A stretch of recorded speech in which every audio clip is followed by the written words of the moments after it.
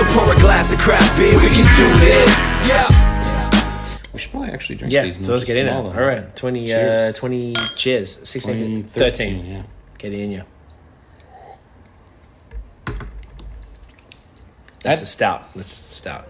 Or a porter. I think that's drinking really nice right now because you're still Chocolate. getting the kind Hello of chocolate. like the hops have kind of faded off a lot, but there's still a little bit of fruitiness, and you get that kind of sherry thing.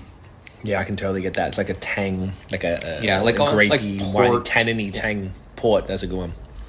It's But it's not too much because what ends up happening if you give this another probably 3 years, it's going to be so much of that and then so little of all the other things. So it's like finding that kind of age balance a little bit. And is that mostly a personal taste thing, where sure. just where you like it, right? It's not like there's no right answer to that. Yeah, and I mean, like, but as I was talking about my friend Derek, we communicate on these things all the time. Like, oh, I just cracked a 13. What do I'm you not think? digging it. And then he goes and drinks one of his cellar. He's like, what are you talking about? This is amazing. Now, it could be like bottle variation. It could be condition. It could be so many things. But even if you do it in person, obviously, then you know you're drinking the same stuff. beer. Like we're sharing these ones, yeah. Yeah, exactly. I quite like that. All right, so this is the 14.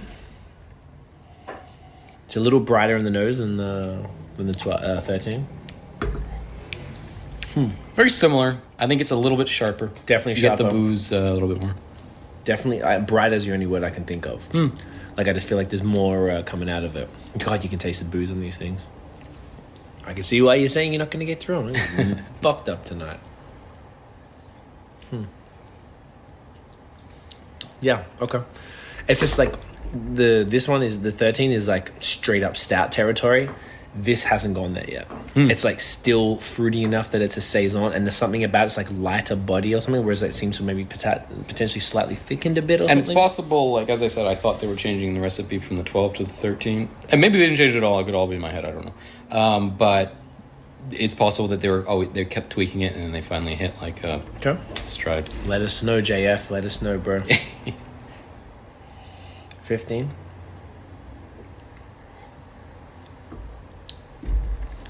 This is fascinating. This is really fucking cool, man.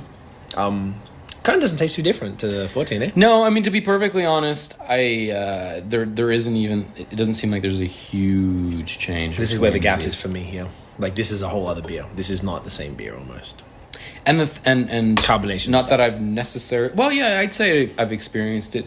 They also do this with the aging process. So, How like, in the sense that, like, you drink a 2013, you're like, oh, this is no shit. It's no good anymore. But then you revisit it a year later, and you're like, oh, this is crazy. It something happened, and now it's like it's on the up again. I've heard talk about that with various bottles. I was drinking with a guy who was talking about every year he buys a case of Oval. Are you familiar with Oval? AUVAL or ORVAL? OVAL.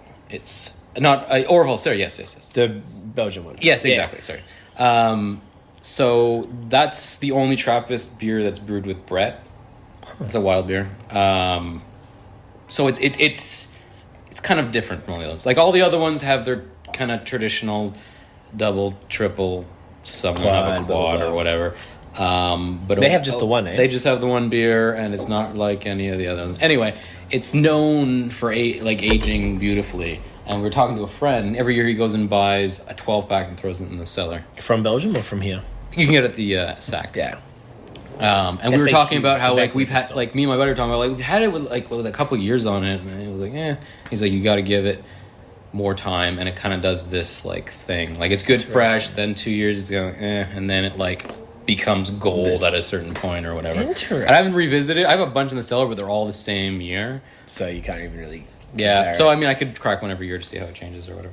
But it's interesting how that happens, especially I think when you start getting wild yeast involved, like Brettanomyces, and then like you were talking about barrel aging and Lactobacillus and stuff. Yeah, it gets pretty intense. This 16 is great.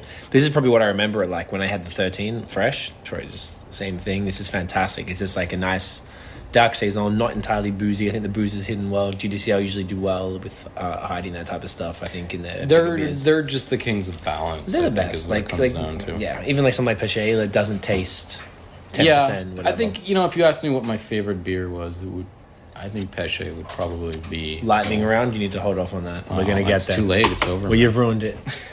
I can go home. We're done here. We're done.